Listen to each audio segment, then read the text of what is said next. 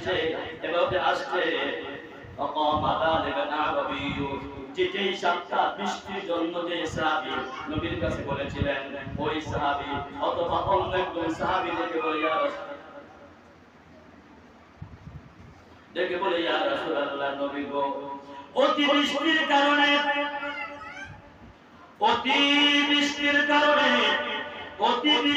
কারণে তাহাদ্দামাল বিনাউ ওয়া খালাকাল মালু ফাদউল্লাহ লানা ফারবাদাইহি, অতিবৃষ্টির কারণে জমি জমাগুলি ডুবে গেছে, পশুপাখি গুলি মারা যাইতেছে। ইয়া রাসূলুল্লাহ, নবী গো, আপনি একটু দোয়া করেন আল্লাহ যেন বৃষ্টি বন্ধ করে দেয়। আজকে বলেন না সুবহানাল্লাহ। আগে সাতটা সাহাবী নবীর দরবারে মসজিদে নববীতে খুতবা চলাকালীন সময়ে আরজ করলেন, নবী গো, বৃষ্টির জন্য দোয়া করেন, আপনি দোয়া করলে আল্লাহ ফিরাইয়া দিবে না। রাসূলুল্লাহ, আপনি দোয়া করেন বৃষ্টি দিবে। নবী দোয়া করলেন, বৃষ্টি দিল। নবী দোয়া করেন নাই বৃষ্টি বন্ধের জন্য। ওই দিন বৃষ্টি হলো, পরের দিন বৃষ্টি হলো, এক সপ্তাহ বৃষ্টি হলো। পরের জুমায় সাহাবী এসে বললেন, ইয়া রাসূলুল্লাহ, নবী গো, অতিবৃষ্টির কারণে জমিগুলি ডুবে যাচ্ছে, পশুপাখিগুলি মারা যাচ্ছে। নবী গো, আপনি দোয়া করেন আল্লাহ যেন মদিনার আকাশ থেকে বৃষ্টি সরাইয়া অন্য এলাকায় দিয়ে দেয়। সুবহানাল্লাহ। আল্লাহর নবী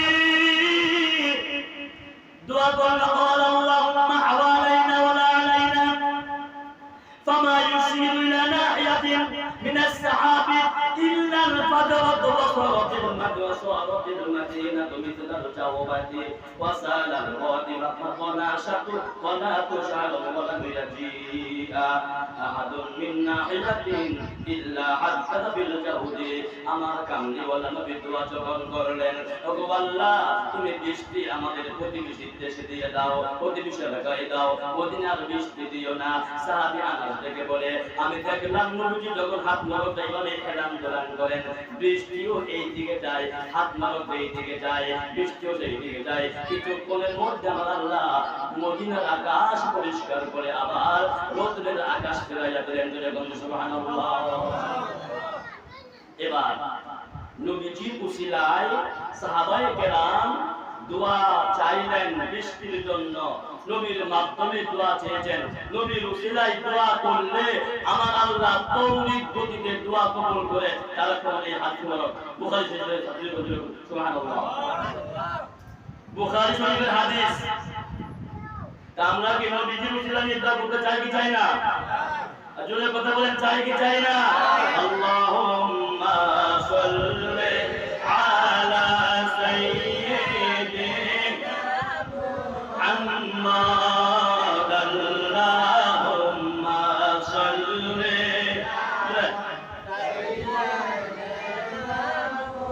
মুহাম্মাদ নবিয়ানা শাফিয়ানা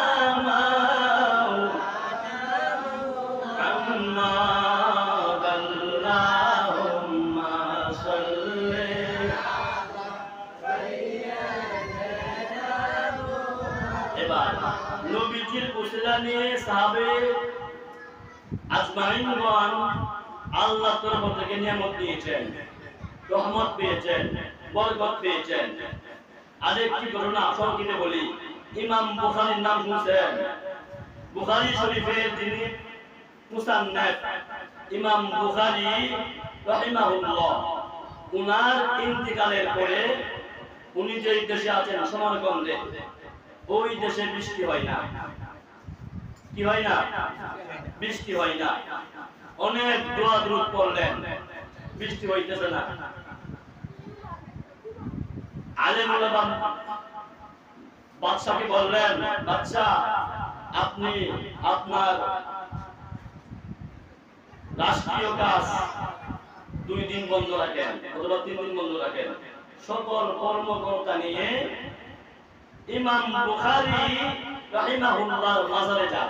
সুবহানাল্লাহ বলেন।